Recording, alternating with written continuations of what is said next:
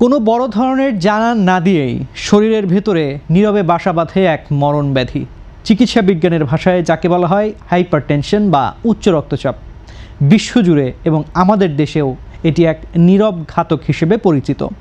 প্রতি বছর লাখ লাখ মানুষ এই রোগে আক্রান্ত হচ্ছেন, অথচ তাদের একটি বড় অংশই জানেন না যে তাদের শরীরে এই রোগটি পুঞ্জীভূত হচ্ছে। কোনো রকম পূর্ব লক্ষণ ছাড়াই হুট করে স্ট্রোক বা হার্ট অ্যাটাকের মতো মারাত্মক বিপর্যয় ডেকে আনে বলেই একে নীরব ঘাতক বলা হয়।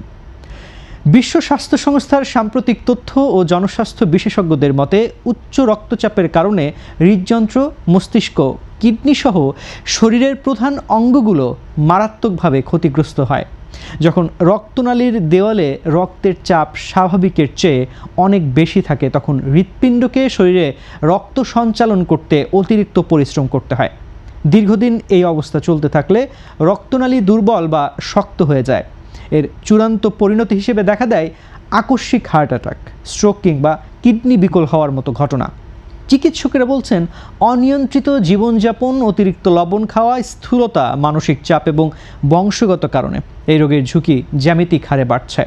সবচেয়ে ভীতিজনক বিষয় হলো, প্রাথমিক অবস্থায় উচ্চ রক্তচাপের তেমন কোনো সুনির্দিষ্ট বা দৃশ্যমান উপসর্গ থাকে না। তবে শরীর যখন আর চাপ নিতে পারে না, তখন কিছু মৃদু বা মাঝারি লক্ষণ প্রকাশ শুরু করে, যা সাধারণ মানুষ প্রায় ক্লান্তি বা গ্যাস্ট্রিকের সমস্যা ভেবে ভুল করেন।